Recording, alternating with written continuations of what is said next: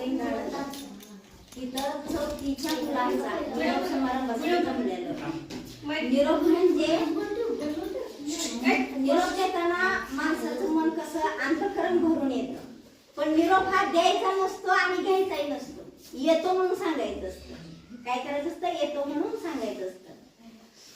आपल्या अगोदरपासून ह्या मुलांचा नाम तसं असं आहे, परंतु सर आणि मॅडम आल्यापासून थोडा बदल झालेला आहे. मुलांना कॅम्प्युटर कळालं, ते कसं चालवायचं, काय करायचं.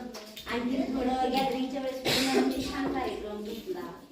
आणखीन ते परसबाग केली, व्यवस्थित केलं सगळं. मुलांमध्ये थोडा म्हणजे फरक जाणवायलाय त्यांच्यात. म्हणजे कसं आहे, त्यांची प्रगती दिसायली. काय म्हणजे प्रगती दिसायली.